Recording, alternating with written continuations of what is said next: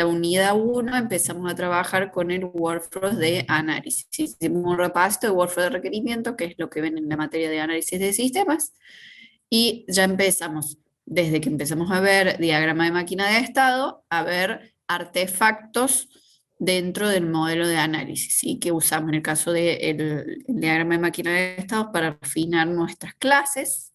Y ahora vamos a ver las realizaciones de caso de uso de análisis, que también nos ayudan a refinar nuestro diagrama de clases de análisis, agregando métodos a las clases en función de que vemos cómo se relacionan los objetos. Y también puede que identifiquemos nuevas relaciones en nuestro diagrama de clases de análisis, ¿sí? Recuerdan que cada workflow tiene salidas.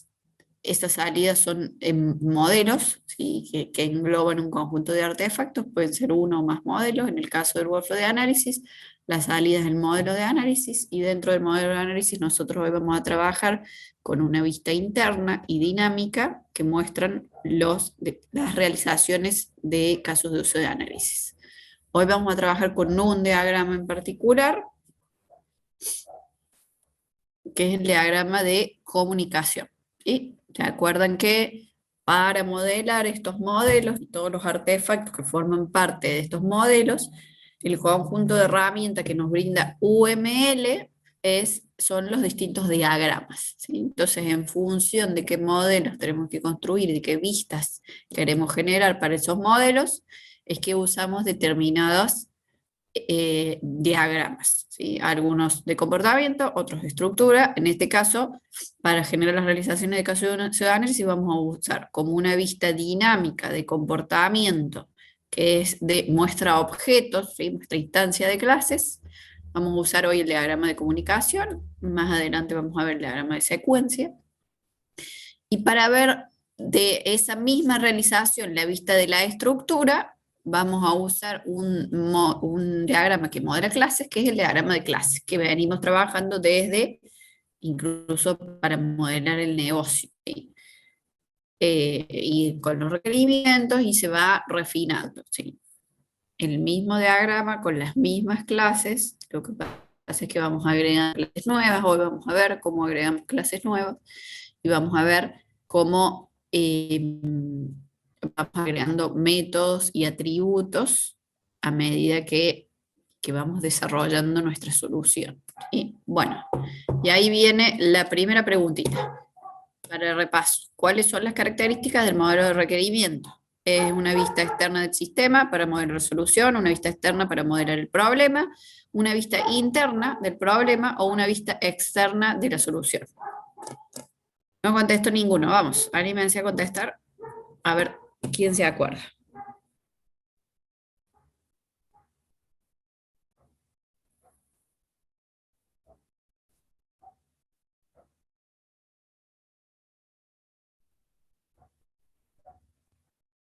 Nueve nomás, vamos, falta un montón, somos 58.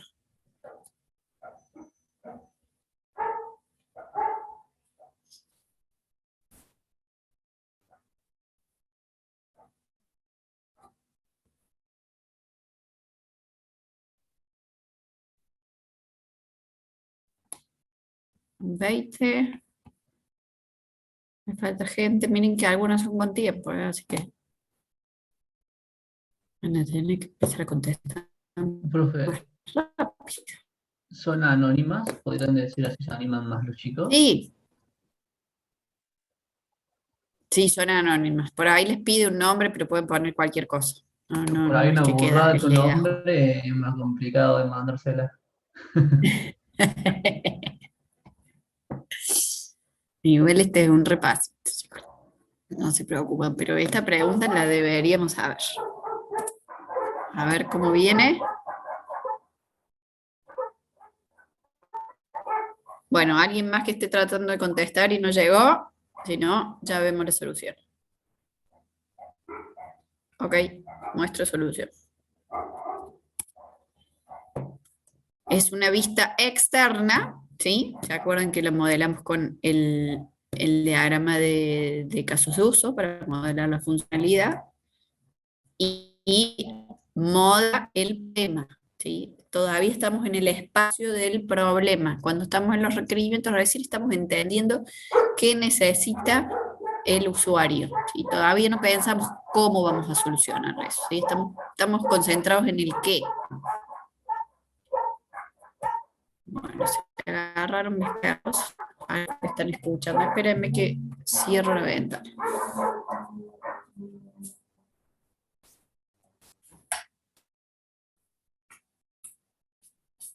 A ver si molesta menos. Bueno, esto era un poquito lo que les comentaba recién, ¿no? Nosotros siempre hablamos de un espacio del problema y un espacio de la solución. Primero tenemos que entender el problema y después, en función de que entendimos el problema, lo modelamos, ¿sí? Con el diagrama de clase modelamos el dominio, con el diagrama de casos de uso modelamos las funcionalidades que identificamos, empezamos a trabajar en la solución. Bueno, esas funcionalidades, ¿cómo vamos a hacer para que construir un software que funcione y que cumpla con esos requerimientos? ¿Sí? Entonces ahí es donde empezamos a pensar cómo van a necesitar interactuar a las atracciones que identificamos cuando armamos nuestro modelo de dominio para poder dar esa solución, para hacer que ese software funcione. ¿Sí?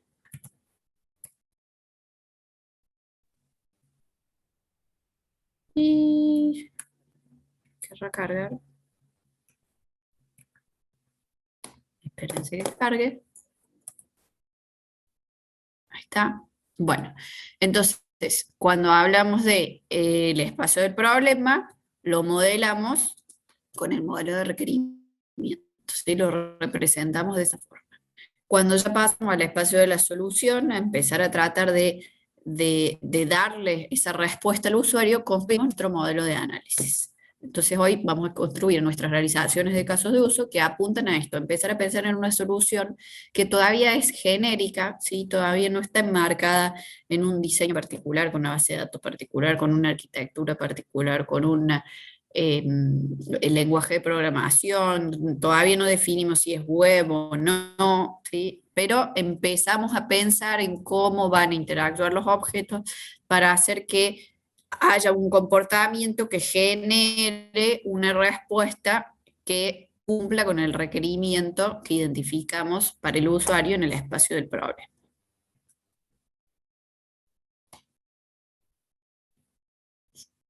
Bueno, ya hablamos de que estos modelos son salidas de los workflows de requerimientos y del workflow de análisis en el contexto del proceso unificado de desarrollo, que es un proceso definido. ¿Saben por qué hablamos de proceso definido cuando hablamos de proceso de desarrollo unificado? ¿Alguno conoce? ¿Será, profe, porque siempre se hacen los mismos pasos, el mismo orden? O sea, no podemos pasar por encima de alguno de estos workflows. Si no, no estamos haciendo proceso unificado de desarrollo. No, proceso unificado, claro. A ver, la definición de que es un proceso definido es que te define un conjunto de tareas que generan determinadas salidas, que las ejecutan determinados roles. Eso es unificado. Para poder generar estas salidas que van a llevar a que generes un software de calidad, ¿sí? O sea, lo que está planteando es si vos cumplís con estas tareas y generas estas salidas y tenés estos roles que se especializan en hacer estas tareas, vas a poder generar un software de calidad. Esa es la premisa. Vamos, que para construir un software de calidad, si vos seguís con este proceso, lo vas a poder hacer. Después, si vos no lo cumplís y ya no es cierto que estás haciendo un proceso unificado, estás usando algunas cosas del proceso unificado, hay cosas opcionales, el proceso te plantea que también, incluso el workflow de análisis, si no lo llegamos a estudiar, lo van a estudiar ustedes solo, pero es un workflow que le decimos que es opcional, que podrías no ejecutarlo y unificarlo con el de diseño, unificarlo con el de requerimientos, o saltearlo directamente, ejecutarlo en la primera iteración simplemente, ¿sí? Entonces, no es que necesariamente tenés que hacer absolutamente todas las actividades, pero el proceso te dice, bueno, pero si haces todas estas, o si haces todas las que necesitas, esta sí o sí, programar, por ejemplo, la tenés que hacer, pensar los requerimientos y modelarlos, lo tenés que hacer, bueno, vas a generar un software de calidad. A diferencia de lo que se llaman los procesos empíricos, donde el equipo de desarrollo es el que define propio proceso y no viene de alguna manera impuesto por una definición estandarizada que tenga la organización, ¿sí? Esa es la diferencia entre hablar de un proceso definido de uno que no lo es. Me paran si tienen dudas. No, pero sí se Bueno, entiende. perfecto. Vamos con la primera cosa nueva que vamos a ver hoy, ¿sí? Vamos a hablar del modelo de análisis y dentro del modelo de análisis vamos a hablar de las clases de análisis. Les comentaba recién que vamos a empezar a agregar clases. En el modelo de análisis empiezan a aparecer, ven, clases de análisis. Otro de los componentes del modelo de análisis son los paquetes de análisis, que igual que los paquetes de requerimiento, igual que los paquetes que vamos a ver de diseño, el concepto de paquete siempre busca organizar los distintos artefactos, los distintos modelos, todo lo que vamos generando, ordenar la información adentro del modelo, ¿sí? Entonces empaqueta funcionalmente, por actor, o como nos resulte mejor organizar la información. Las realizaciones de caso de uso de análisis son otra parte del modelo de análisis, otro artefacto, que es donde vamos a estar trabajando hoy junto con las clases de análisis. La descripción de la arquitectura, todos los modelos tienen un artefacto de descripción de arquitectura. ¿Qué parte de estas realizaciones y de estas clases de análisis son definiciones que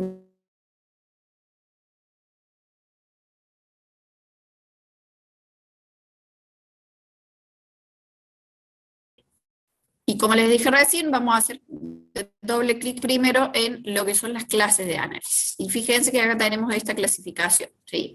Hay clases de entidad, clases de control y clases que le llamamos boundary de interfaz o clases límite, ¿sí? Boundary es la palabra en inglés. No le decimos más clases de interfaz porque se las confunden con las otras clases de interfaz, ¿sí? Que son estas clases abstractas donde ningún método puede ser implementado, ¿sí? No es lo mismo que la clase boundary. ¿Está claro? Ahora hablamos bien de qué es la clase boundary, pero quiero que distingan que una cosa es hablar de la clase interfaz que vamos a usar en el diseño, que ustedes implementan, ¿sí? Cuando alguna otra clase tiene que definir el contenido de los métodos. Esa no la vamos a trabajar hoy vamos a trabajar la que le llamamos clase límite o boundary. ¿Sí? Dígame. Estoy escuchando entrecortado. ¿Podría apagar la cámara para ver si mejora la conexión?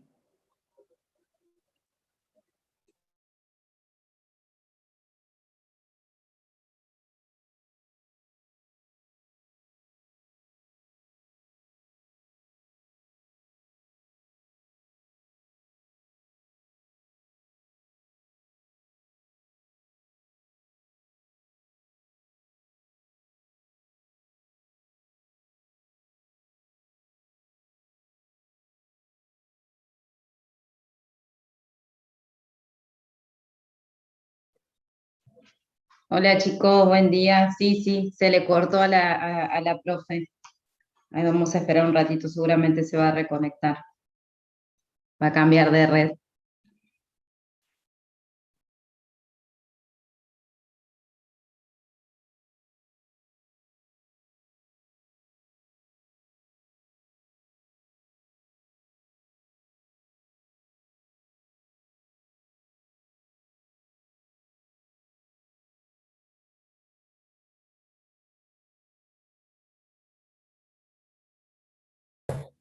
Estoy hablando sola. ¿Ahí me escuchan?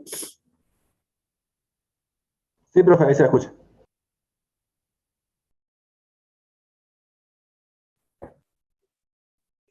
Quedaste congelada de nuevo, Ceci. Ahí está. Voy a apagar la cámara. Hola, vale, gracias. Hola, buen día. Buen día. A ver si ahí nos anda mejor. ¿Ahí me escuchan bien? Sí, profe. Ok. Bueno, mientras esto carga de nuevo, les decía que posiblemente se me vuelva a cortar internet porque me cambié de al otro proveedor y no suele andar bien, así que vamos a ver cómo nos va. Bueno, estábamos hablando de las clases de entidad. Déjenme ver si esto carga, porque no me está queriendo cargar. Sí, los chicos te pedían que volvieras un ratito a la anterior porque se te cortó y no se escuchó la parte de la... Estabas definiendo la clase boundary, la diferencia con la clase de interfaz y se te cortó. Ok, ahí lo repito. A ver, mientras esto vemos si carga. La clase de interfaz es una clase que vamos a ver cuando empecemos a trabajar en el modelo de diseño. Espérense que ahí volvió.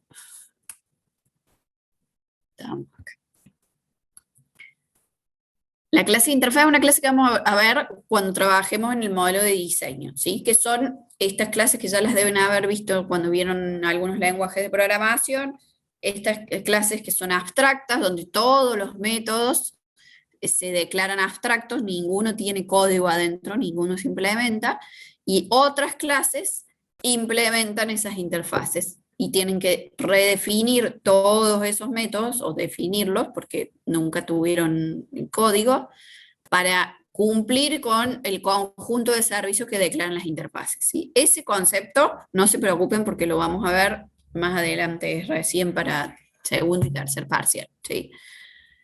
Lo que no quiero es que nos confundamos esas clases con las clases límite o boundary, que son las que estamos viendo acá. Ahora voy a explicar cuál es, pero se entiende que la otra clase es otro tipo, ¿sí? Hoy vamos a ver lo que son las clases de entidad, de control y las clases límite o boundary. ¿Ahí se me escuchó bien? ¿A alguno le queda alguna duda de que era una clase de interfaz? Sí, profesor, escucha bien. Gracias. Bueno, entonces, clases de análisis, una de las cosas que les comentaba es que estamos agregando clases a nuestro modelo de dominio que no existían antes y que no existen en el dominio que estamos queriendo modelar, que no las vamos a poder linkear o llevar a la vida real, es decir, esto representa esta abstracción de la vida real. Las únicas clases que hacen eso son las clases de entidad, que ya las identificamos y deberíamos haber identificado todas cuando generamos nuestro modelo de dominio. Ahí identificamos, todos se acuerdan que identificamos las transacciones, las cosas, los roles, los lugares. Bueno, todo eso representan clases de entidad, ¿sí? Y forman parte de nuestro modelo de dominio. Eso, traten de entrar de nuevo a la página y el numerito si se les salió. Bien, las clases boundary son las clases con las que establecemos, en realidad, con los objetos, instancias de esas clases, vamos a establecer relaciones con lo que va más allá del límite de nuestro software, del límite de nuestro sistema, ¿sí? O sea, en comunicación con actores, las pantallas, cuando queremos imprimir algo. ¿Eso cómo lo vamos a representar? Con objetos, instancias de clases boundary, de clases límite, ¿sí? Cuando queremos comunicarnos con otro software, bueno, ahí va a aparecer una clase límite que va a hacer las veces de, por ejemplo, un servicio para comunicarse con el software que no es nuestro, ¿sí? Cuando nos queremos comunicar con el software de la AFIP para generar una factura y que nos traigamos la información correspondiente, bueno, ahí tendremos una clase boundary que establece esa comunicación y le pide a la AFIP algo, queda esperando, cuando se lo devuelven, lo procesa y lo mete adentro del sistema, ¿sí? Pero justamente la clase boundary se enfoca en la relación con el ambiente, ¿sí? La relación, los datos que ingresa el usuario en una pantalla. Entonces esa pantalla es una clase particular que recibe toda la información que yo ingreso con el teclado, con el mouse o con un lector de código de barra. Luego esa información se le va a pasar a otros objetos, instancias de otras clases que no son límite para que resuelvan la lógica de negocio que necesitamos. Y ahí es donde aparecen las clases de control. ¿Sí? Las clases de control se enfocan en resolver la lógica de negocios, se enfocan en resolver las reglas de negocio que definimos, ¿sí? En los algoritmos necesarios para que se pueda lograr la solución esperada de nuestro software, se pueda cumplir con los requerimientos. Para eso necesita la colaboración de otros objetos e instancias de otras clases. De las clases boundary para enterarse de qué se pidió y si tiene que devolver una respuesta y mostrar algo por pantalla, imprimir algo o enviarle el pedido a la AFIP. Bueno, para eso esa clase de control, ese objeto, instancia de esa clase de control se va a comunicar con una clase boundary. A su vez, la clase de control es la que va a pedir colaboración a otros objetos de entidad para obtener la información que necesitamos para poder generar lo que queremos generar, la solución que queremos generar. No es que lo tiene toda la clase de control, había mucha información y había mucho comportamiento que ya habíamos identificado cuando armamos nuestro modelo de dominio. ¿Y se acuerdan que cuando armamos nuestro modelo de dominio empezamos a identificar muchos métodos? Y por ahí nos pasaba, por ejemplo, que yo quería generar un reporte del total facturado para todos o de varias zonas. El reporte me debía de traer el listado de todas las zonas. Y siempre nos preguntábamos, bueno, pero la zona puede hacer el cálculo de pedirle a sus clientes, que sus clientes se vayan y se fijen en sus pedidos, cuál es el total de cada pedido y lo sumen, y llegamos a hacer la suma completa en la zona, pero ¿quién se encarga de sumar todas las zonas?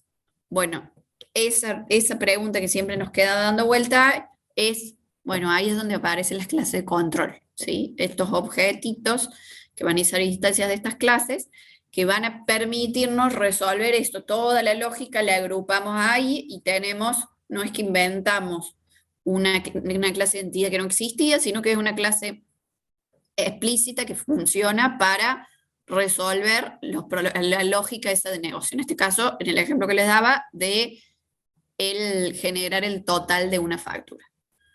Ahora vamos a ver un ejemplo, pero hasta ahí, ¿se entiende el concepto? ¿Se entiende la diferencia entre estas clases? ¿Cuál es el objetivo de cada una? Sí.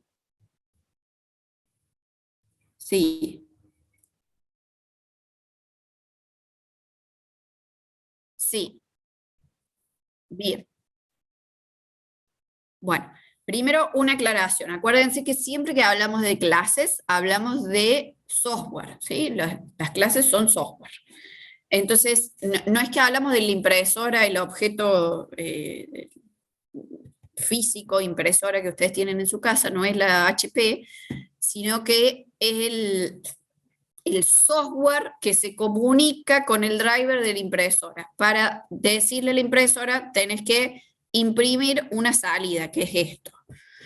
Las salidas es ya cuando nos queremos comunicar fuera del límite de nuestro sistema, ¿sí? Entonces, por eso las clases boundary son clases que su objetivo es relacionarse con el ambiente del software, ¿sí? Con lo que está afuera. Entonces les estaba dando distintos ejemplos.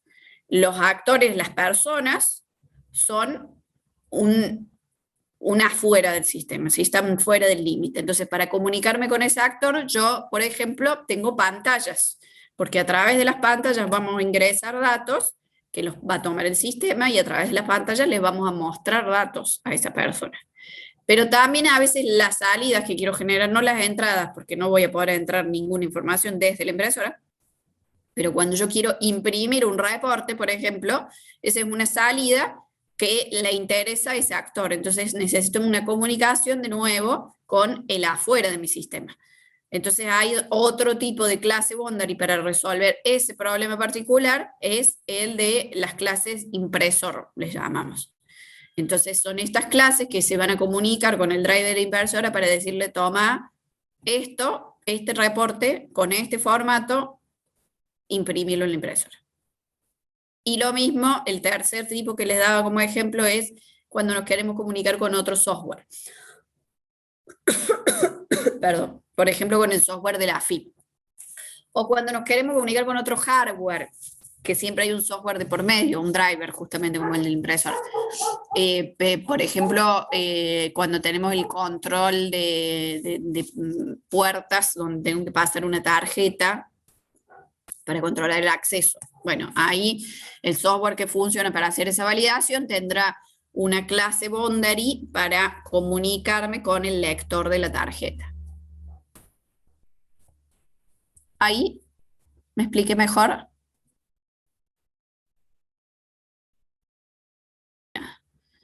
Entonces, vamos de nuevo. Clases boundary enfocadas en la relación fuera de los límites del sistema, la relación con los actores. Clases de control, su objetivo es resolver los problemas de lógica de negocio, reglas de negocio, los algoritmos para resolver esa lógica de negocio. Y las clases de entidad son las clases que ya identificamos como abstracciones del dominio del problema, ¿sí? Ahora lo que vamos a hacer es empezar a agregar estas dos clases, boundary y de control, y ver si establecemos relaciones con esas clases de entidad y agregamos métodos a esas clases de entidad también. Estas dos clases, clase de control y clase boundary, como son clases que no son parte del modelo de dominio, que no existen en la realidad, se les llama clases de fabricación pura, ¿sí? Juntas son las clases de fabricación pura. ¿Sí? Ese es un concepto que tienen que acordarse. ¿Cómo puede repetir eso, profe? Clases de fabricación pura. Las clases de control y las clases boundary son clases de fabricación pura. ¿Por qué les llamamos clases de fabricación pura?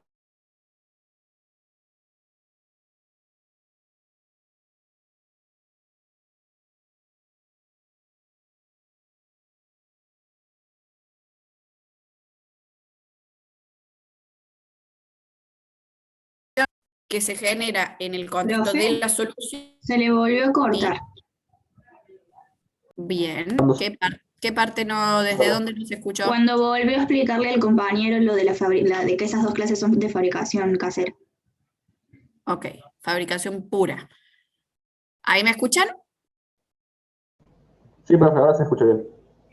Bueno, vuelvo a explicar. Si se vuelve a cortar me dicen y lo explicamos de nuevo, no hay problema. Las clases de control y las clases boundary son lo que llamamos clases de fabricación pura. ¿Qué quiere decir que son clases de fabricación pura? Que son clases que no encontramos como abstracciones de la realidad. Son clases que aparecen en el espacio de la solución. ¿Se acuerdan que recién hablamos? El espacio del problema lo modelamos con el modelo de requerimientos en el workflow de requerimiento. En el espacio de la solución modelamos el modelo de análisis con el workflow de análisis. Cuando modelamos el modelo de análisis, identificamos nuevas clases de análisis que no están en la realidad, no las podemos encontrar como abstracciones de realidad. Esas son las clases de fabricación puras. Clases que sumamos a nuestro sistema porque necesitamos darle una solución al usuario, ¿sí? ¿Ahí se entendió mejor? ¿Me escucharon bien? Sí, profe, sí, entendí mejor. Y se la escuché bien. Perfecto. Bueno, para trabajar en nuestras realizaciones vamos a repasar un concepto que es el de visibilidad, ¿sí? De los objetos, ¿sí? Hay objetos que tienen relaciones con otros objetos y a través de esas relaciones tienen determinada visibilidad, ¿sí? Cuando yo tengo un puntero, esa visibilidad es de atributos, porque yo tengo un atributo por referencia que apunta a otro objeto, ¿sí? Entonces fíjense que esa visibilidad, que es visibilidad que le llamamos de atributos, se modela con relaciones, como la asociación, la agregación o la composición, ¿sí? Son los tres tipos de relaciones que permiten modelar la visibilidad por atributos. ¿Para qué me sirve esa relación? Para que el objeto que conoce al otro objeto le pueda hacer peticiones a través de mensajes. O sea, va a llamar a sus métodos. Le va a pedir a este objeto, el objeto cliente, le va a pedir al pedido que le calcule el total. ¿Sí? ¿Por qué? Porque el cliente tiene un puntero a sus pedidos. Entonces, a través de esa visibilidad de atributos que tiene, puede hacerle esa petición. Puede enviarle un mensaje diciéndole, por favor, calcúlame, sin el por favor, calcúlame el total. ¿Sí? Cuando empezamos a trabajar en el espacio de la solución, empieza también a generar cada vez más otro tipo de visibilidad, que es el que llamamos visibilidad de parámetros. ¿Cuándo se genera la visibilidad de parámetros? Cuando no es que tengo un puntero, sino que hay otro objeto que me manda un mensaje, y cuando me manda ese mensaje me manda un objeto por parámetro, me manda un puntero por parámetro, pero vamos, me manda una referencia por parámetro. ¿Sí? Entonces yo no tenía un puntero directamente, sino que por parámetro me llegó algún dato. Por ejemplo, no sé, yo soy un cliente que quiere ver si tengo pedidos de determinado producto, entonces va a haber otro objeto, por ejemplo, un objeto de control, que me manda por parámetro el producto que estamos buscando. ¿Sí? Entonces el cliente no conoce el producto, pero recibe por parámetro ese producto para poder a su vez pasárselo al pedido, para que el pedido vaya y le pida el pedido pregunte, yo soy de este producto o no, yo apunto a este producto o no. Esa visibilidad por parámetros la vamos a ver modelada con relaciones de dependencia. Vamos a empezar a usar más las relaciones de dependencia. ¿Estamos hasta ahí? Vamos a empezar a ver algunos ejemplitos. Sí. Sí.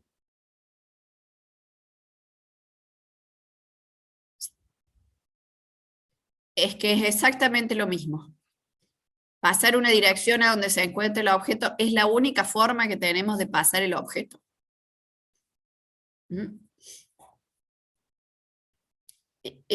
No sé hace cuánto que se cortó, que ahí veo que Matías puso ese corto. ¿Ya lo superamos o hay algo que Matías que quieras que repita?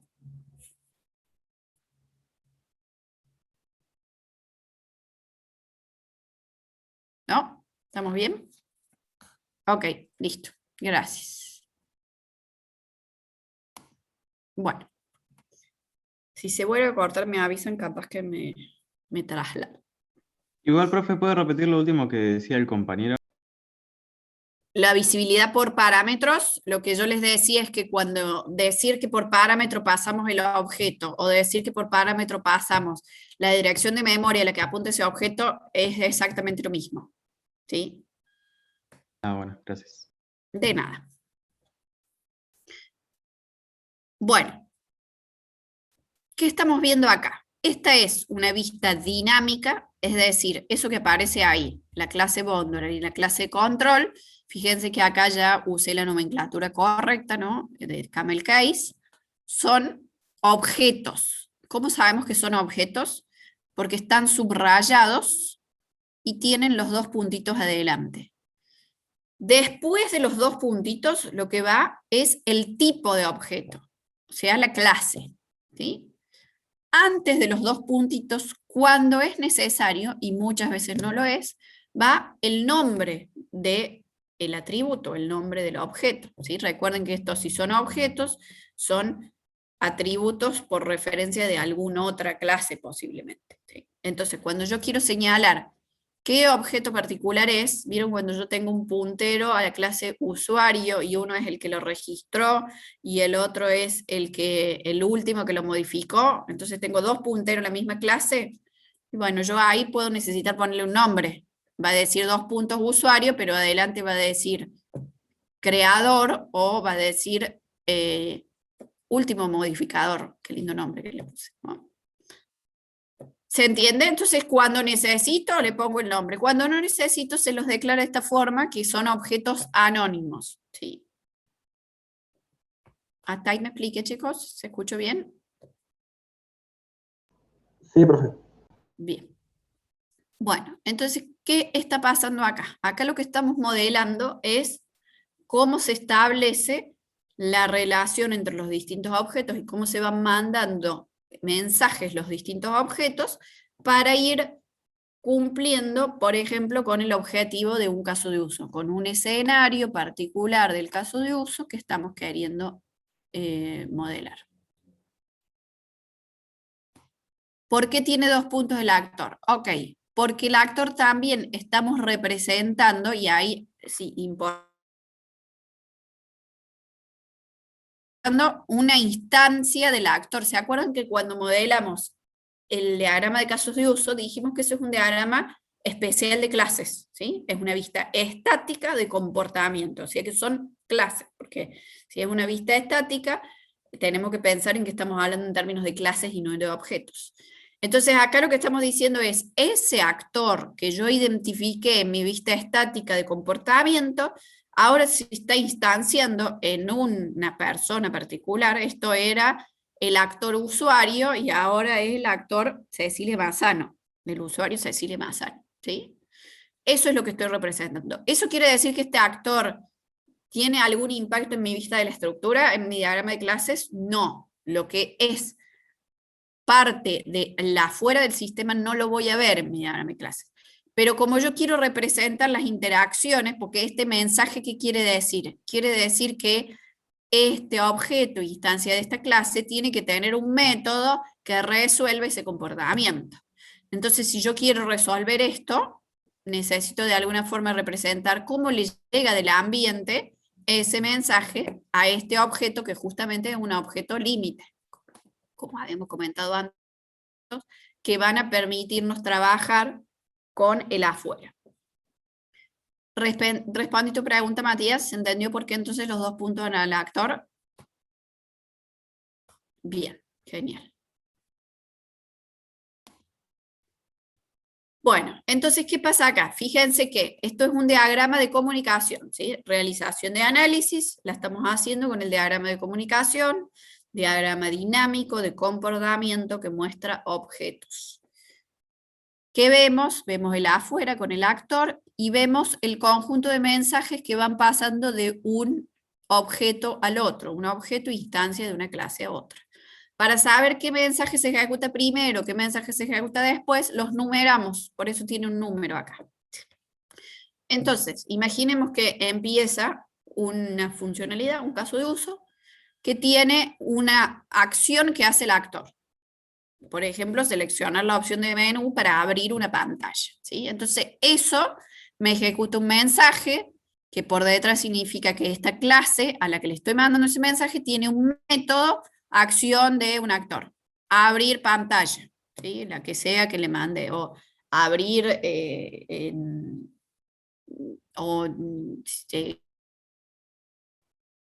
alguna cosa así, ¿sí? Ahora, después de que se ejecute ese método, este método a su vez llama a este otro método. Adentro de la implementación del método que resuelve este mensaje, hay una llamada a clase de control punto acción del actor. Y mando es otro mensaje, ¿sí? Tienen el mismo nombre, pero son 2 distintos, porque uno es un método de la clase boundary y el otro es un método de la clase de control.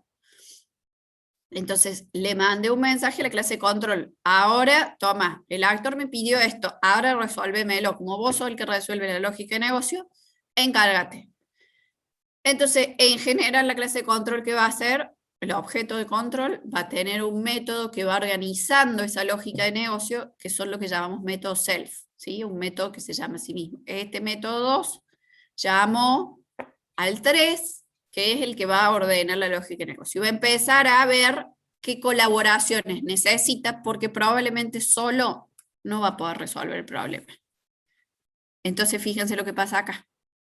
El objeto de clase de control le manda un mensaje a una entidad, ¿sí? Y le dice, necesitamos resolver esto. Y si esa entidad a su vez no lo puede resolver, ¿sí? Si le estoy pidiendo el total de los pedidos a un cliente, y bueno, el cliente, que ya tenía una relación por atributo, porque tenía una referencia, le va y le pide algo a otra entidad. ¿Hasta ahí se entendió? ¿Cómo va funcionando esto? ¿Cómo se van mandando mensajes los objetos entre sí para colaborar? Y después, ¿qué va a pasar acá? Esto los métodos tienen retornos, ¿sí? Cuando los necesitamos tienen retornos. Entonces el pedido le podrá devolver a la entidad cliente y el cliente se lo devolverá a la clase de control. Entonces ya tenemos el resultado que esperamos, el objeto instancia de la clase de control.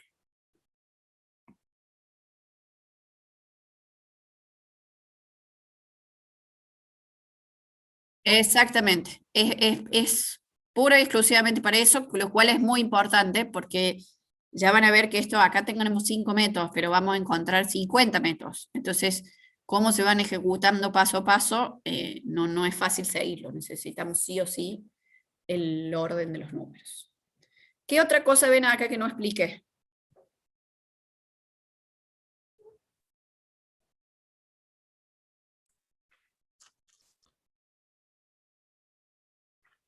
Bien la pregunta. Profe, podría Sí. ser que en el sentido de las flechas indica el flujo de información, o sea, el flujo de los pedidos de que haga una cosa la clase, y en el Claro. sentido de la va la información, o sea, van los resultados. ¿No sería el envío de, no sería el envío de mensajes? Claro. Bueno, todo lo que han dicho es correcto. Hay una cosa que quiero aclarar. El sentido de los mensajes, o sea, el sentido de la flecha es hacia dónde se envía el mensaje y cómo va el flujo de los mensajes y el pedido de colaboración. Y si para ejecutar eso necesito pasar determinada información, la voy a estar pasando por parámetro, ¿sí? Entonces, supongamos que acá el actor lo que hizo es ingresar un periodo, una fecha de inicio y una fecha de fin, y necesitamos eso para saber que los pedidos sean de ese periodo, y bueno, esa información irá por parámetro hasta que llegue el pedido, para que el pedido diga, ah, sí, yo soy de ese periodo, entonces yo devuelvo el resultado. ¿Y cómo devuelvo el resultado? En general no va a ser con mensajes, sino que son los retornos de los métodos, ¿sí? Y debo en general, porque ya vamos a ver, sobre todo entre la clase boundary y la clase de control, sí vamos a ver métodos para devolverle cosas. Pero cuando la clase entidad puede tener, si esto es calcular total, puede tener como retorno el total, sí, bueno, entonces no voy a ver una flecha con un mensaje para el otro lado, ¿sí? Ya voy a asumir que esto me devuelve lo que necesito, que se lo devuelve a esto, que ya lo tiene y lo guarda y hace lo que necesita hacer. ¿Está claro ahí, hasta ahí?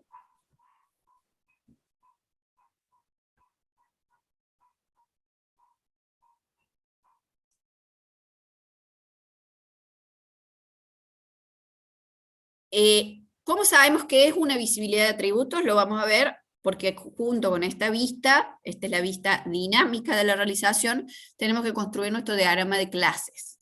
Cuando construyamos nuestro diagrama de clases, si necesitamos las dependencias, las vamos a agregar y vamos a tener las asociaciones que ya, por un lado, identificamos en nuestro modelo de dominio, y ya vamos a ver cómo relacionamos las clases de control y boundary. Todavía no llegué a eso, denme un rato que ya lo voy a explicar. Ahora, lo que no vamos a ver, porque todavía no llega a ese punto, eso lo vamos a ver en el diseño, es explícito cuáles son los parámetros y cuáles son los retornos. Eso, cuando uno lo quiere aclarar, lo aclara, pero no es obligatorio. En el modelo de análisis todavía no modelamos ni la visibilidad, o sea, si es privado o público, ni los tipos, salvo el tipo por referencia, ¿se acuerdan que los otros tipos de atributos primitivos no necesitamos indicarlos? Ni los parámetros ni los retornos, ¿sí? Entonces, el nombre de los métodos es fundamental que sea suficientemente claro como para que se entienda si está recibiendo algo por parámetro, como para que se entienda si está retornando algo. Entonces, calcular total tiene que devolver un total, no hay mucha duda. Calcular total por periodo debería recibir por parámetro una fecha de inicio y una fecha de fin y devolver un total. ¿Se entiende?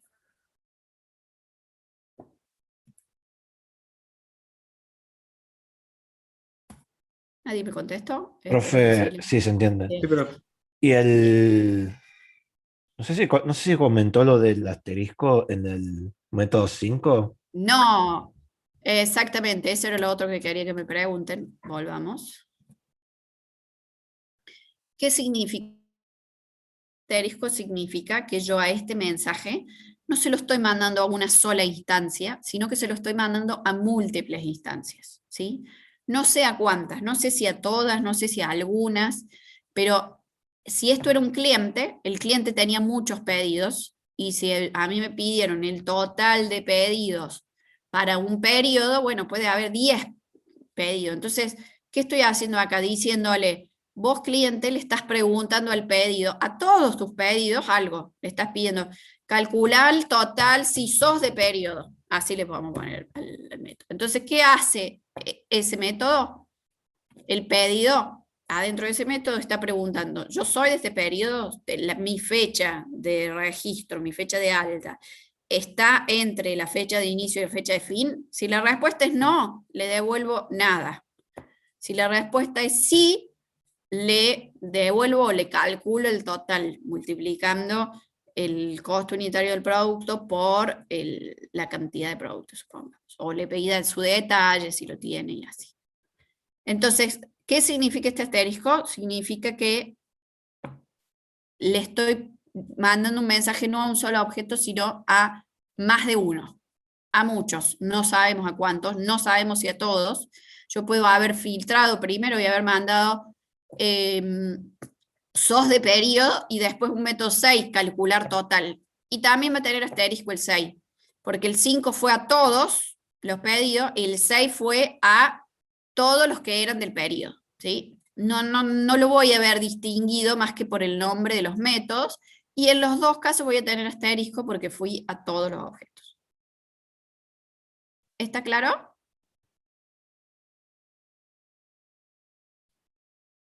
Fui a más de un objeto. Sí, profe. Ok. Eso a nivel de estructura tiene algunas implicancias que lo vamos a ver en este momento. Fíjense acá cómo hacemos la vista de la estructura y qué relación tiene con la vista de la dinámica. Cada uno de estos mensajes que yo le mando a un objeto necesitan tener su correspondiente método en la clase a la que le llega el mensaje. Siempre les digo, a donde apunta la flechita, ese es la clase que va a ser dueña de ese método, ¿sí? Entonces, el 1 lo voy a tener acá, el 2 en la clase control, el 3 también en la clase control, y va a haber otros. Este dice atributos de interfaces con colores, supongamos que dijimos que ingresaba un periodo, y bueno, tendrá un calendar, fecha inicio, calendar, fecha fin, ¿sí? O text field, fecha inicio, text field, fecha fin, ¿sí? Porque esta clase en particular está representando una pantalla, entonces los atributos que puede tener son las distintas formas de tomar datos o de mostrar datos desde una pantalla. Los botones, los labels, los tef, los tejaria, los combos, todos esos pueden ser atributos de la pantalla. Cuando hacemos los ejercicios, nosotros les pedimos que pongan algunos, no hace falta que pongan absolutamente todos, ¿sí? Porque van a ser 40 en una pantalla. ¿Se entendió? Sí, profe. Si una clase de control tiene atributos, sí, puede tener atributos. Van a ser las cosas que voy calculando en general, que las quiero ir guardando para después hacer otros cálculos y mostrarla, por ejemplo. Fíjense las relaciones que aparecen acá, que son dependientes. Sí. Una clase de control puede guardar atributos que vos decís, bueno, o sea, no atributos, sí, atributos, que digo, bueno, no lo voy a usar en esta operación, pero lo voy a usar en una operación más después. Dentro de la misma ejecución del caso de uso, sí. Ya cuando es otra ejecución de caso de uso, ya tengo otra realización de análisis. Entonces genero otro objeto de clase de control. Entonces no puedo asumir que eso va a persistir en el tiempo para otra ejecución. Y eso viene justamente a lo que les estaba por explicar de las relaciones. Las clases de fabricación pura, o sea, las clases boundary y las clases de control, son clases que no son persistentes. ¿Qué quiere decir eso? Que la información que contienen no se va a guardar a través del tiempo, no lo vamos a guardar en una base de datos, ¿sí? ¿Se acuerdan cuando hicimos el repaso de requerimientos? Bueno, no llegamos a ver las características secundarias, pero siempre hablamos de que lo que son las clases que representan el dominio del problema son clases sobre las que necesitamos guardar información, necesitamos que sea persistente a través del tiempo. Entonces eso, más adelante vamos a ver cómo, pero necesitamos guardarlo en una base de datos. Ahora, lo que tiene una pantalla no lo vamos a guardar en una base de datos, ¿sí? Simplemente está para que tomemos los datos y lo que necesitamos guardar tiene que haber llegado a una clase de entidad para guardarse, ¿sí? Y acuérdense que hay muchas cosas que se pueden calcular, que no hace falta guardarlas, ¿sí?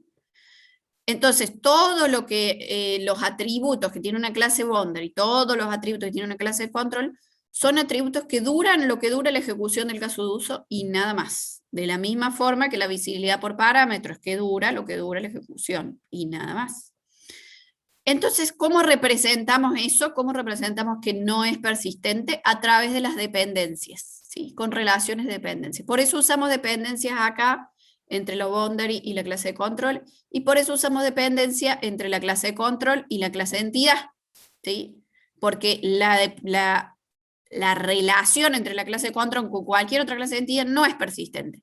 La que es persistente es la clase que la relación que ya habíamos identificado entre dos entidades, entre la clase entidad cliente y la clase entidad pedido, por ejemplo.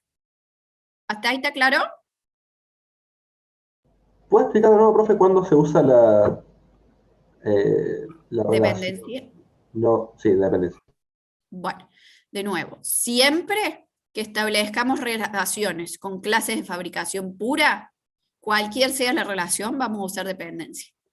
Entonces, la clase de control se comunica con boundary a través de una dependencia y al revés también. Esta relación de la clase de control de boundary no la hemos usado todavía. Así que podría no estar, pero más adelante la vamos a necesitar, por eso la modelamos ahí. Pero si no, acá, como yo tengo que este objetito boundary le mando un mensaje al objeto de control, para poder hacer eso, para que le llegue ese mensaje, tiene que haber una relación. ¿Cómo es esa relación? A través de una dependencia. Para que este objeto de control le mande un mensaje a esta entidad, tiene que haber una relación. Esa relación, como es con una clase de fabricación pura, también es una dependencia. ¿Está claro? Sí, profe, ahora sí. Ok. La otra cosa importante a ver acá es que si nosotros acá pusimos un asterisco y dijimos que esta clase le va a mandar un mensaje a más de un objeto, sí o sí, acá tiene que haber una relación a muchos.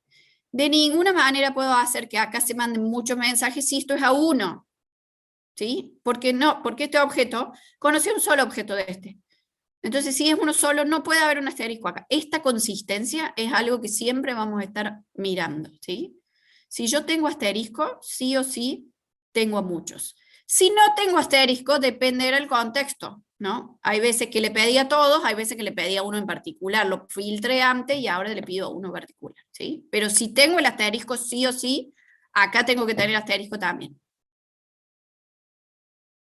¿Se entendió?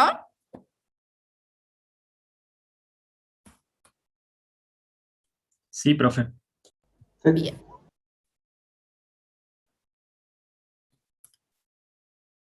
Vamos con la pregunta para ustedes. ¿Qué relaciones entre objetos cumplen con el principio de bajo acoplamiento?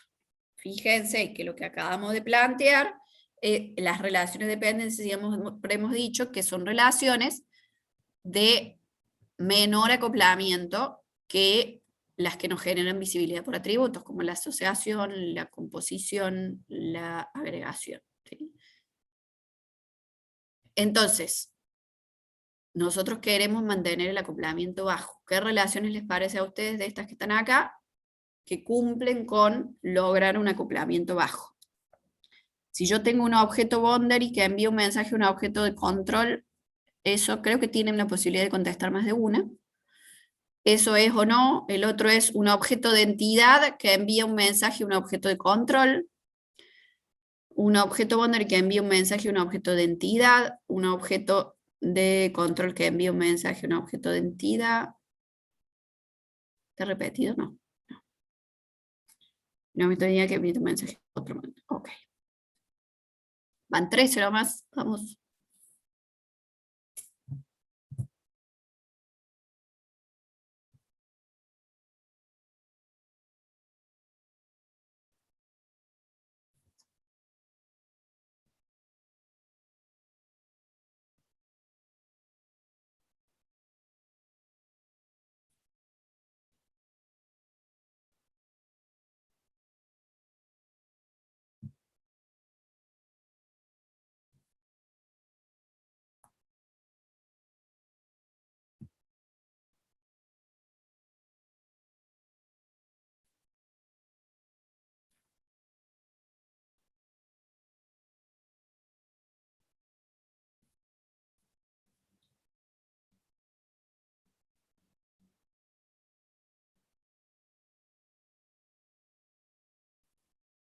¿Estamos?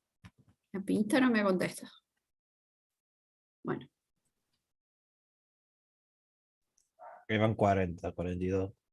Sí, por eso no estuve a punto de apretar Enter y no apreté porque vi que había un par más de osados. Bueno, vamos. Apreté Enter y no me está dando. Ahí estamos. No es así como re claro, sí, ahí está. Bueno. ¿Cuánto estamos cumpliendo con el principio de bajo acoplamiento? Fíjense, la mayoría contestó cuando un objeto boundary envía un mensaje a un objeto de control. Perfecto, ¿sí? Los objetos boundary se encargan de relacionarse con el ambiente y después esa información se la pasan directamente a los objetos de control para que resuelvan la lógica de negocio. Excepcionalmente, si es muy simple el caso de uso y muy simple la lógica de negocio, podría no tener un objeto de control. Yo les sugiero que siempre pongan objetos de control, ¿sí? Porque justamente estamos cumpliendo con el principio de bajo acoplamiento. Que un objeto boundary conozca un objeto de entidad genera un problema de acoplamiento, ¿sí? Está el límite mandándole, la clase límite mandándole mensajes a un objeto de entidad sin que haya alguien en el medio que se encargue de resolver la lógica de negocio, ¿sí? Y que evite que las entidades tengan contacto con el límite del sistema, ¿sí? Entonces, como regla, siempre tratamos de que los objetos boundary se comuniquen con objetos de control, ¿sí? Por otro lado, un objeto de control que envía un mensaje a un objeto de entidad también es una forma de lograr bajo acoplamiento, ¿sí? Porque es justamente lo que vimos en el ejemplo anterior, ¿sí? ¿Cómo vamos a hacer para llegar a pedir a los objetos de entidad la colaboración? Y para eso están los objetos de control, para organizar, orquestar esa relación entre los objetos de entidad cuando es necesaria. Cuando es necesaria, porque en el ejemplo que vimos recién vieron que el objeto de control había una entidad con la que no tenía relación. Si no le hace falta, porque ya la tiene la otra entidad, entonces no la ponemos, si no estamos generando un acoplamiento innecesario, ¿sí? Entonces esto de que el objeto de control conozca un objeto de entidad depende del contexto. Cuando es necesario lo tiene que conocer. Que un objeto de entidad le mande otro objeto de entidad, la misma situación, siempre y cuando ya existe una relación entre ellos, ¿sí? Tratamos de no establecer relaciones entre entidades que no habíamos identificado en el modelo de dominio, porque si las necesitamos es porque no armamos bien el modelo de dominio, ¿sí? Si no, estamos generando un acoplamiento que posiblemente es innecesario, y tenemos que ver si en realidad tenemos que enviar los mensajes por algún otro caminito para obtener el mismo resultado. Estamos hasta ahí, voy a apretar el enter para que se vea las otras dos que no son correctas. Un objeto de entidad que envía un mensaje a un objeto de control, ¿por qué no queremos que eso pase? Porque dijimos que el retorno, el resultado debería ser el retorno del método, ¿sí? Y nosotros queremos que las entidades solamente se comuniquen entre sí, para que sean cohesivas y no generar que aumente el acoplamiento en mi diagrama de clases. Una entidad solamente le envía mensajes a otras entidades. Las relaciones que necesitábamos para enviar esos mensajes ya las deberíamos haber establecido cuando modelamos el problema, cuando armamos nuestro modelo de dominio, ¿sí? Entonces ahora aplicamos lo que se llama el principio Hollywood. El gestor le pide las cosas a las entidades. No me llames, nosotros te llamamos. Y las entidades no tienen que pedirle nada al gestor, porque el gestor va a recibir las peticiones del actor, con eso va a saber qué lógica de negocio tiene que resolver, y después se va a dar vuelta y le va a pedir a las entidades, necesito esto. Y las entidades le van a responder en el retorno de los métodos, sin necesidad de a su vez mandarle otro mensaje. ¿Se entendió? Ya explicamos el otro. Sí, profe. Bien, gracias. Ahora, un objeto boundary que envía un mensaje a un objeto de entidad, bueno, este es el caso que explicábamos recién, que se contradice con este, ¿no? O sea,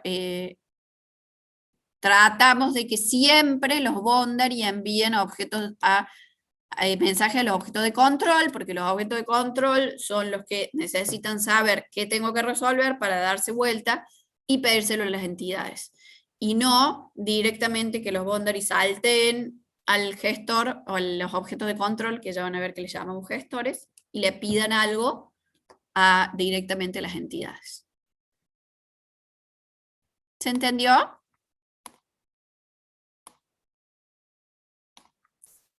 Sí, profe.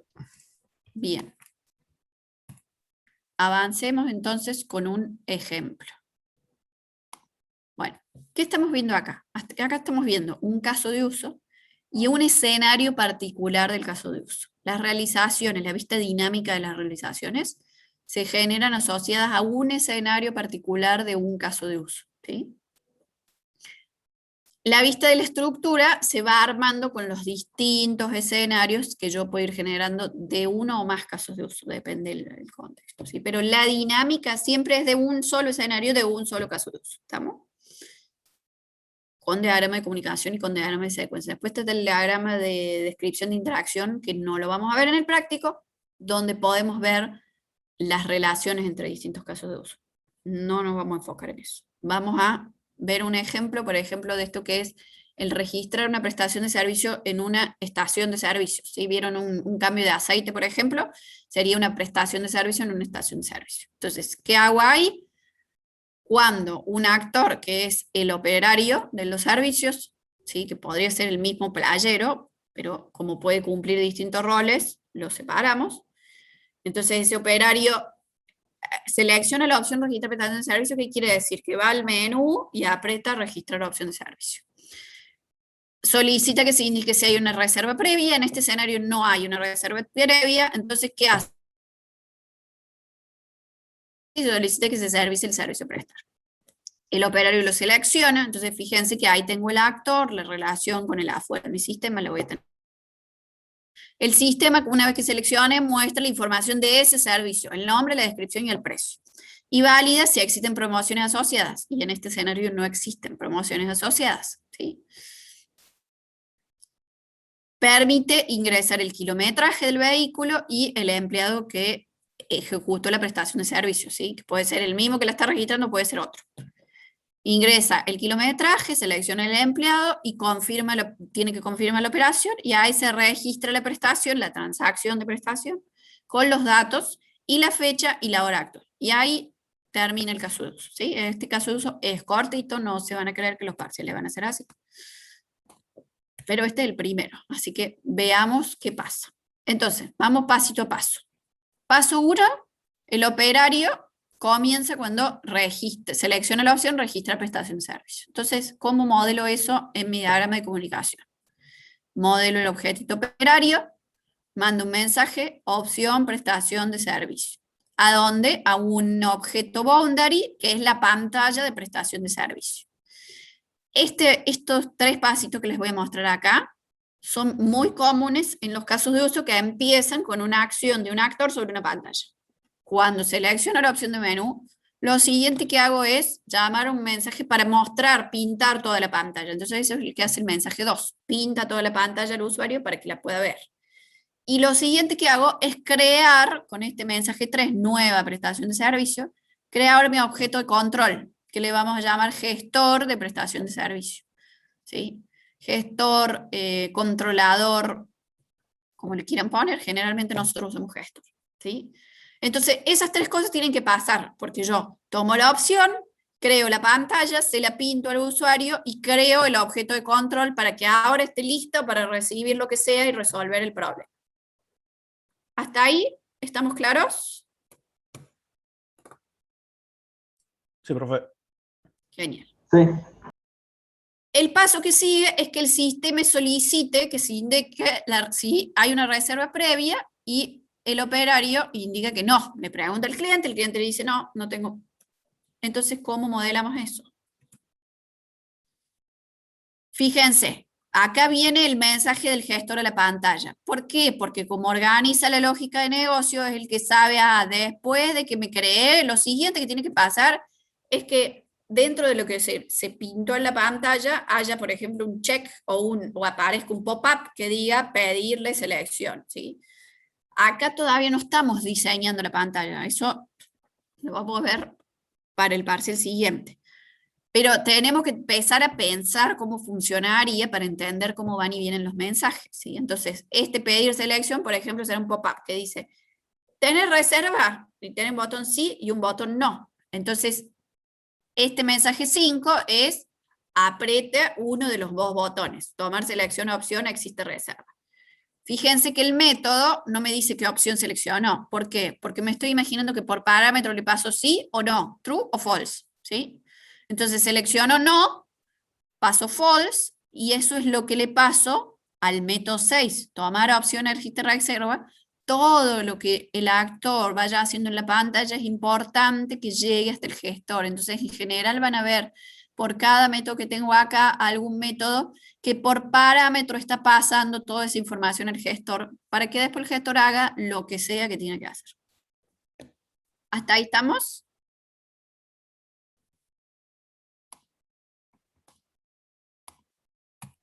El silencio es afirmación. Sí, profe. Vamos con el 4. Busco los servicios existentes, o sea, el sistema ahora busca los servicios existentes y solicita que se seleccione el servicio a prestar y el operario seleccione ese servicio. Entonces, un tip importante a tener en cuenta.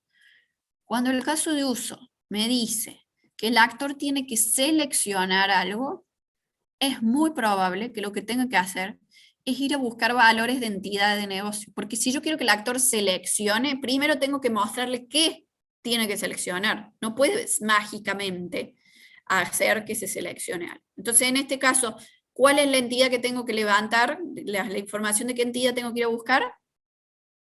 Si lo que quiero es mostrar los servicios.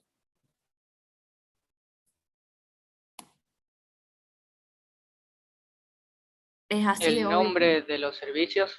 Claro, tengo que ir a buscar el objeto de entidad servicio y pedirle su nombre. Entonces, estábamos en el 6, fíjense que acá empiezan estos métodos self que organizan la lógica de negocio. Entonces el gestor dice, ahora tengo que buscar los servicios. Y para eso mando un mensaje a todos los objetitos servicio, por eso tengo el asterisco, y les pido su nombre. Y acá es donde el 9 es solicitar la selección del servicio. El 9 está haciendo dos cosas al mismo tiempo, mostrando y a su vez pidiendo. O sea, ¿qué está haciendo el 9?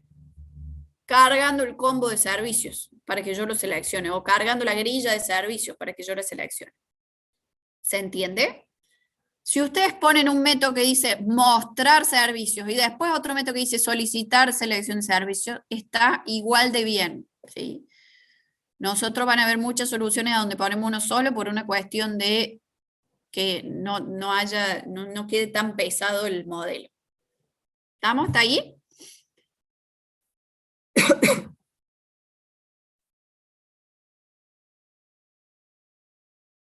Mostrar servicios del gestor de la pantalla, un método mostrar servicios, antes del solicitar selección de servicios. Bien.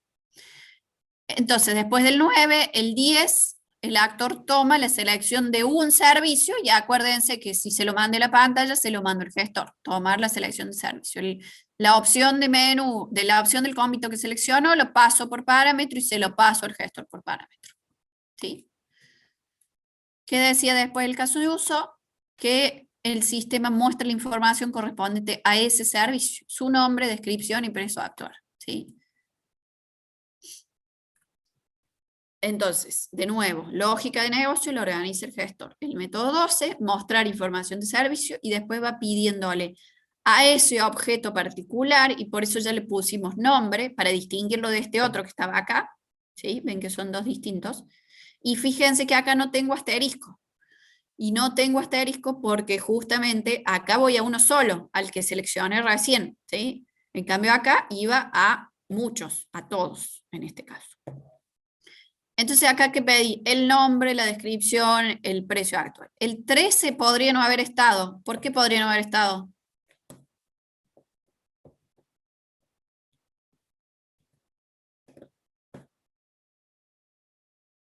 Exactamente, ya se lo pedí en el 8, entonces, bueno, puedo pedírselo de nuevo o puedo no pedírselo de nuevo y ya está, el gestor ya lo tiene. Si ya se lo pidió, es porque ya lo tiene. El 15, fíjense que obtener el precio actual es un dato que no tenemos en el servicio, lo tenemos en el precio porque guardo el histórico de precios, entonces el precio que tengo ahora, el actual, se lo pido acá, ¿sí? En el 16. Y en este caso estoy asumiendo que tengo uno solo, por eso no tiene asterisco, ni le pregunto la actual, ni nada. Si no, tendríamos que preguntar, ¿es actual a todos los precios? Y a la actual, mandarle otro mensajito, separar el objeto y mandarle otro mensaje. Profe, Sí. si, por ejemplo, hay cada servicio sugiere su propio precio. Ahí en vez, cuando dice selecciona servicio, podría ir al entity servicio y decirle get precio. No entendí, si el atributo estuviera dentro del servicio, claro, yo el método 16 no lo tendría. ¿A eso te referías? Sí. Sí, es así. Lo que pasa es que en este caso no lo tiene la clase precio, por eso la separamos. ¿Por qué?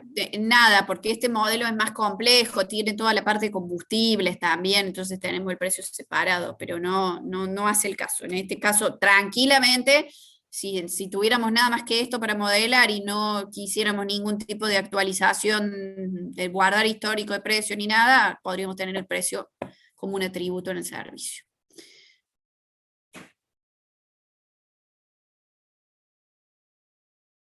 Claro. ¿Y por qué? Porque en este caso era un dato que teníamos que ir a buscar, ¿no? Nombre, descripción y precio. Entonces, para yo tener el precio, tengo que llegar a este precio. Otra cosa importante que quería que pongo, por ejemplo, acá, que quiero distinguir entre estos dos, y se lo puedo poner porque representa un solo objeto, porque el nombre es de un objeto particular. No puedo nunca jamás ponerle nombre a objetos que representan en realidad múltiples instancias. O sea, si tengo un asterisco acá, acá no puedo tener nombre. ¿Está claro?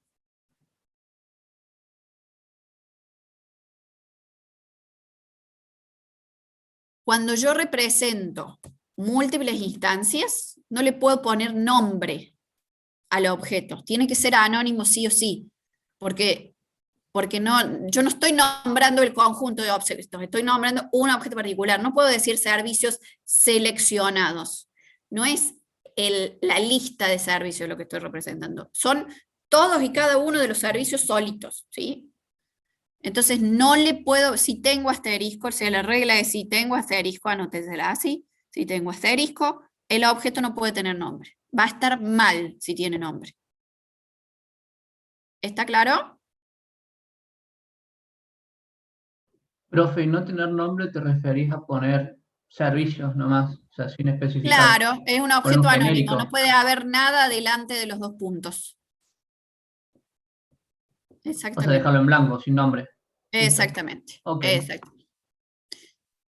La otra aclaración es que nosotros representamos sobre un solo objetito, nada más que para no ensuciar el diagrama, todos los conjuntos. O sea, supongamos que este ejercicio hubiera sido, primero busco todos los servicios y después puedo seleccionar varios servicios y a todos esos seleccionados les pido el nombre, la descripción, etc. En ese caso, yo directamente el 13, el 14, el 15 los hubiera mandado sobre este servicio. Más allá de que en realidad el 8 se ejecuta en los 20 servicios que tengo cargado y el 13, el 14, el 15 se hubiera ejecutado en los 3 que seleccioné. ¿Sí? Pero no lo separo, porque tampoco le voy a poner nombre, entonces al cohete lo separo, no voy a entender nada. ¿Se entendió? Eso es un detalle de cómo lo modelamos nosotros. Siempre que representamos mucho, no importa si son todos, si son algunos, pero si son más de uno, un solo objetito, sin nombre, siempre anónimo. Cuando voy a distinguir uno de otro, cuando voy a, sí o sí, si quiero representar uno solo, lo tengo que separar, ¿sí? Porque no puedo juntar esto, porque todos los mensajes que estén acá van a tener que tener asterisco. Entonces, si en algún caso no lleva asterisco, lo tengo que separar. Tengo que poner otro objeto distinto y ponerle un nombre. ¿Quedó claro?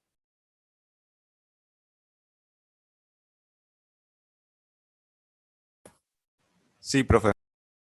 Gracias. Bueno, entonces ya mostramos todos los datos, sigamos. Lo siguiente que hacemos es validar si existen promociones asociadas y no existen promociones asociadas al servicio. ¿Cómo hacemos eso? Ahí el actor no tiene que hacer nada, ¿no? O sea, hasta acá mostramos hicimos 16 y con el 17 mostramos los servicios y después acá, el 18, existen promociones, ¿sí? Porque todo eso lo está haciendo el sistema internamente.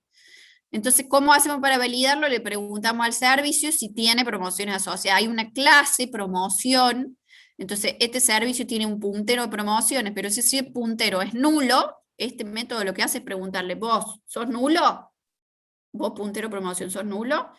Verdadero, ok, entonces no existen promociones. ¿Está claro? Entonces no tengo nada para mostrar, porque acá no me dice nada más que válida y no está, y después el sistema, ahora sí, permite ingresar el kilometraje actual del vehículo y seleccionar el empleado que prestó. Para ingresar el kilometraje actual, ¿necesito ir a buscar a alguna entidad?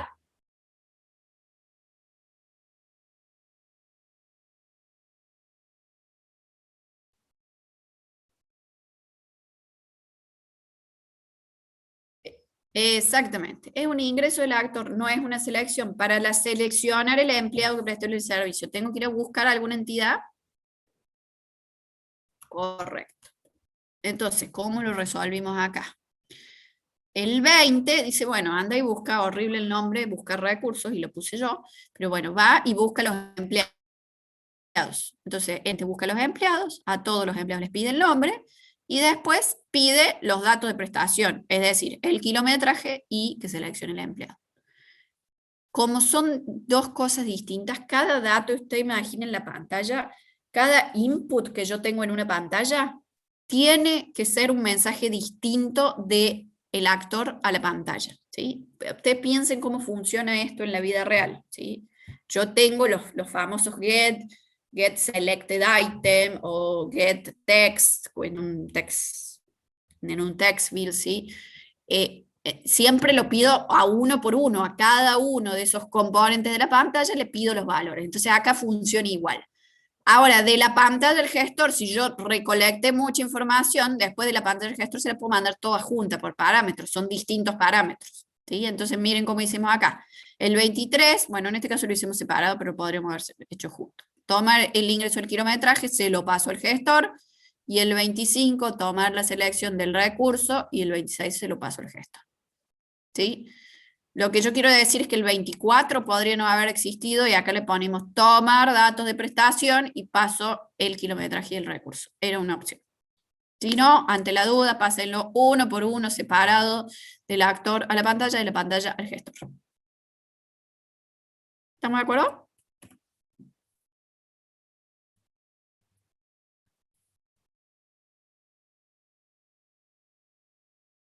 Sí.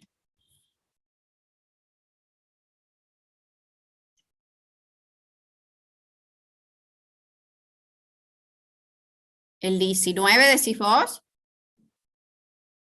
No, el 19, el servicio tiene una asociación con la promoción, directamente. En el diagrama de clases, en la vista de la estructura estática exactamente, eso cuando modelaste, armaste tu modelo de dominio, acá no lo leímos, por eso tendremos que haber armado el modelo de dominio completo. Vos tenías un servicio que tiene una relación con 0 o muchas promociones. Para que esto pueda devolver nulo, obviamente que tiene que ser 0 a muchos, porque si no, siempre tengo promociones. ¿Se entiende?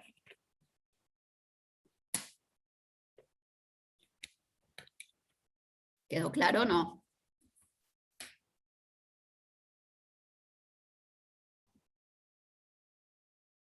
En este escenario sí. Fíjense que acá lo tengo, ¿ven? Ah, es que ni siquiera la pusimos en la promoción. El servicio apunta a 0 o muchas promociones, ¿sí? Una relación igual que de la prestación al servicio, del servicio a la promoción. ¿Sí? Y ese método existen promociones, en este escenario está devolviendo false. Si fuera true, devolvería o devuelve nulo, digamos, depende cómo lo pienses, ¿no? Pueden ser dos métodos distintos. Si me devuelve true, después llamo otro método que me traiga las promociones, O directamente la existe promociones devuelve nulo o devuelve las promociones. ¿Se entendió? Bien. Sigamos. Entonces, estábamos después de las promociones, pedimos el kilometraje, la selección del empleado, el operador ingresó y seleccionó, y ahora el sistema solicita la confirmación, el actor confirma y ahí pasa la magia. Si yo estoy modelando un escenario de éxito, como este donde se registró la prestación sin reserva y sin promoción, tengo que asegurarme que el objetivo del caso de uso se cumpla. Si el objetivo del caso de uso no se cumple, la realización está muy mal. Así que estén atentos a llegar hasta el último paso y a completar y cumplir el último paso de forma que cumplamos con lo que dice acá el objetivo del caso de uso, registrar la prestación que le ofrecimos en la estación de servicio a un cliente. ¿Cuál es el objetivo de este caso de uso? Crear una prestación nueva.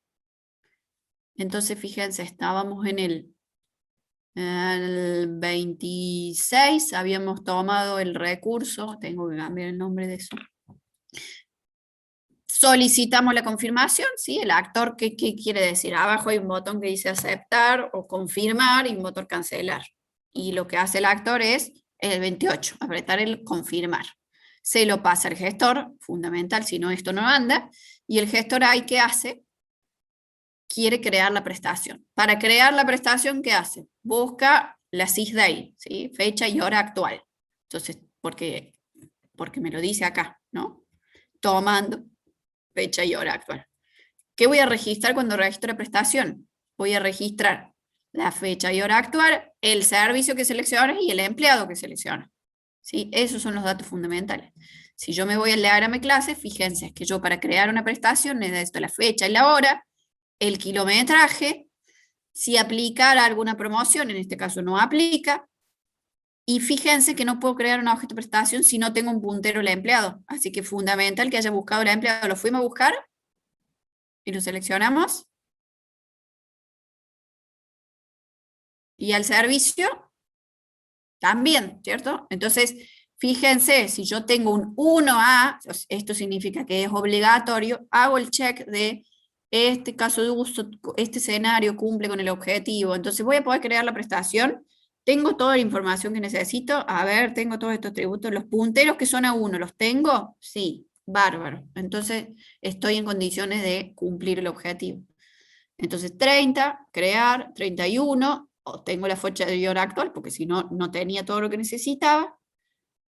32, creo el nuevo objeto prestación, con el método new. Acá le podría haber puesto nuevo, prestación de servicio.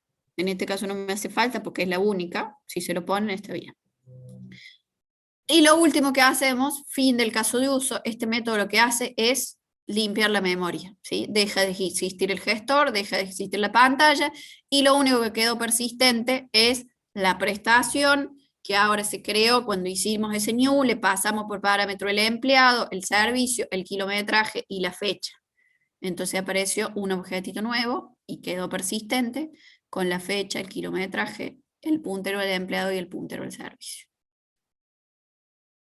¿Se entendió?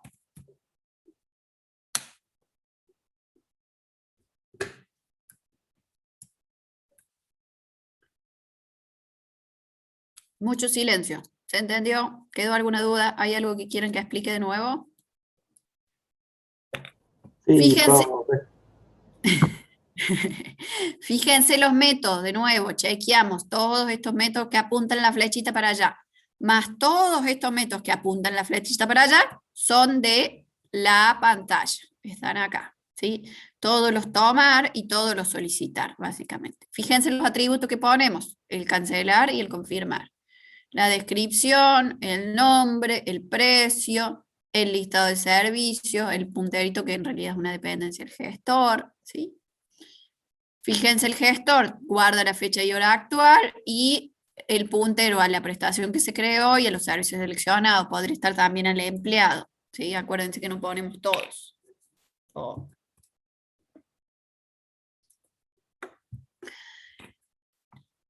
¿Qué chequeamos también? De nuevo, el gestor, ¿qué métodos tiene? todos estos que están acá, el 29, 26, 24, 11, 6, 3, y todos los self, 33, 31, 30, ¿sí? Entonces nos fijamos que estén, ven que está el fin de caso de uso, el existe promociones, todos los tomar, que son los que vienen de la pantalla. Y también revisamos si tuve que agregar, ven que acá uso mucho método de seteo, así que esos deberían ya estar en las clases, lo mismo que el new. Por ahí existen promociones, es un método que encontré ahora, entonces lo agrego a mi clase servicio, ¿sí? Descripción, nombre, precio actual, todos esos teóricamente los debería haber encontrado cuando arme el modelo de dominio. ¿Hasta ahí? ¿Dudas? Ya estamos terminando, chicos.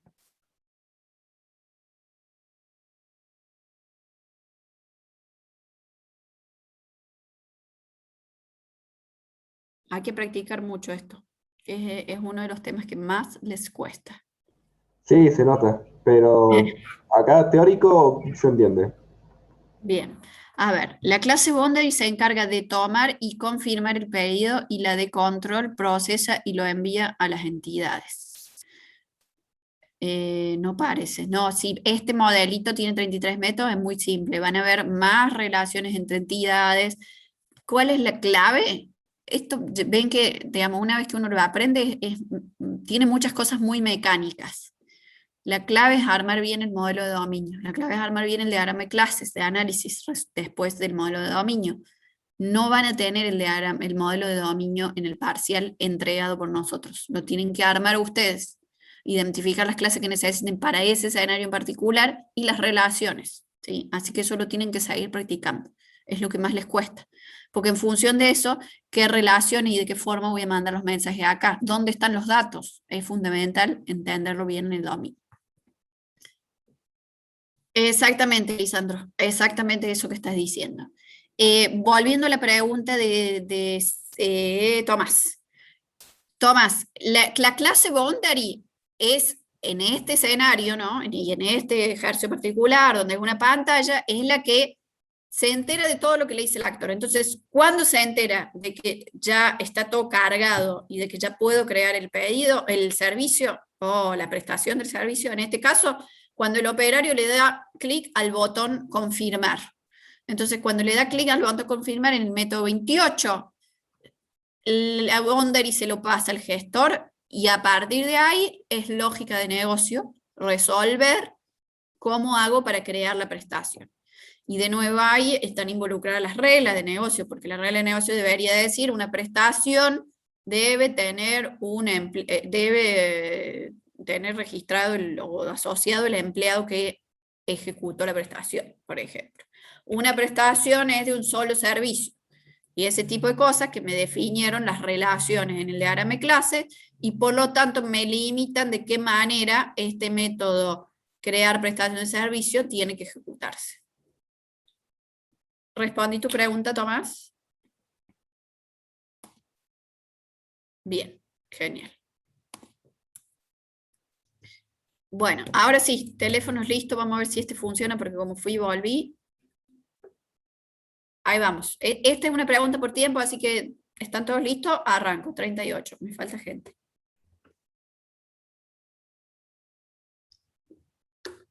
Ahí se van sumando.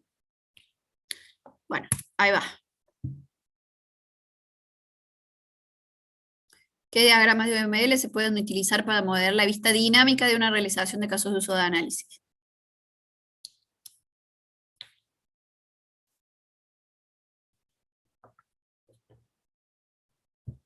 Diagrama de clases, de comunicación, de interacción o de comunicación y secuencia. A ver. La secuencia también se puede usar. No todos los de interacción, porque sobre todo el timing no te va a resolver una realización completa.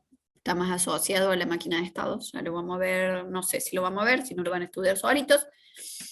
Pero sí, la clase que viene ya vamos a ver esto mismo con el diagrama de secuencia. Es bastante similar, pero es otro diagrama, ¿sí? Y también lo van a hacer en el práctico. Y vamos a trabajar más con diagrama de secuencia que con diagrama de comunicación. Es el que te evalúan en el parcial, ¿no? Te pueden evaluar cualquiera, pero vamos a ver mucho más secuencia.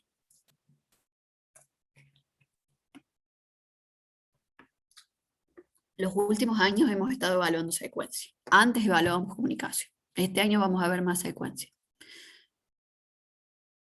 Bien. Eso es todo, chicos. ¿Quién ganó? ¿Quién responde más rápido? Joel.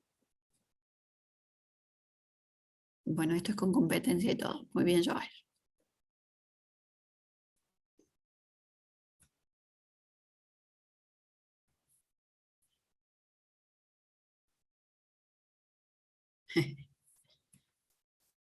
Bueno, ahora no sé si tengo que apretar una vez más. La idea es que... No, no tenía que apretar. Eso. ¿Qué pone?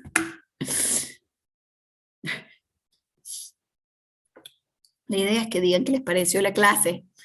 ¿Les pareció Mati, Sheldon, Bru? Eso, no sé qué sería Bru. O A. ¿Por qué? Espero que sea locura buena.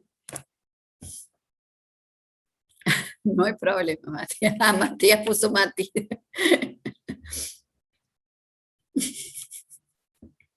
Quería ganar, me encanta. Bravo, Joel. Eso.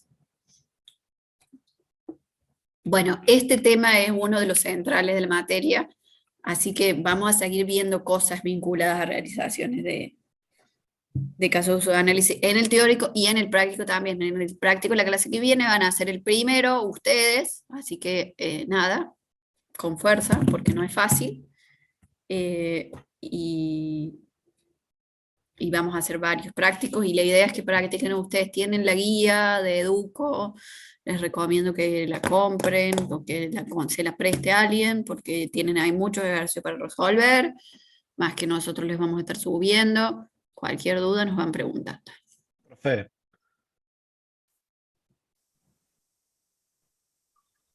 No, la guía de Educo no la podemos subir a la web. Hay otras guías con las que también pueden practicar, pero la guía de Educo es la que se compra en Educo. No se las podemos subir porque el acuerdo es que ellos la venden más barato en función de que nosotros no se las entregamos. Son 5 ejercicios que tienen resuelto. Por ejemplo, este de la estación de servicio es parte de este ejercicio. Este diagrama que vimos hoy está ahí. Varios de los que usamos en los teóricos están, pero son 5 ejercicios que tienen todos los temas de la materia desarrollados con las soluciones.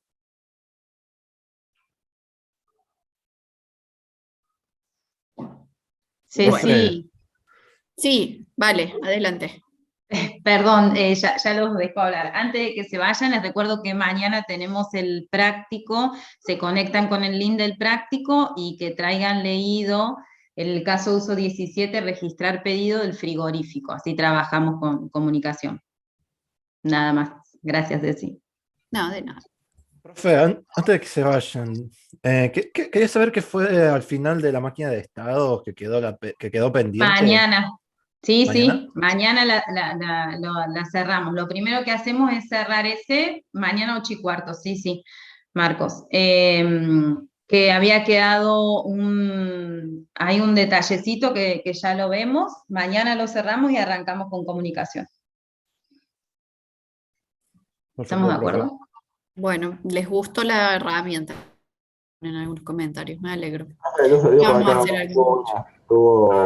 Cambió la clase, estuvo interesante. ¿Cómo? Se me cortó. Que estuvo buena, profe. Que cambió un poco cómo iba la clase y la puso más interesante. Bueno, me alegro mucho. Esa es la idea, porque es un tema donde necesito que estén súper atentos. Gracias, Matías. Me alegro. Sí, entre Cajuel y Menti me encanta. Bueno. Ya vamos a hacer algunas otras así y después les va a tocar a ustedes también armar alguna cosa. Bueno. Me alegro, chicos, que a pesar del internet, que haya salido linda. Chao, profe, La que tengan próxima buen día. clase es el miércoles de teórico, ya nos volvemos a acomodar, pero bueno, queríamos dar este teórico antes para que pudieran ver el práctico Cierto esta que hoy es semana. martes. Claro, hoy es Sí, martes. la semana está siendo larga. Empezó a complicar. No, profe, le juro que estaba convencido que era miércoles hoy. No, no, falta un día, falta un día. Bueno, bueno chicos, nos vemos. Chao, chao. Chao, Nos vemos. Chao, profes. Muchas gracias. chao chicos, chao Ceci, ¿cómo estás?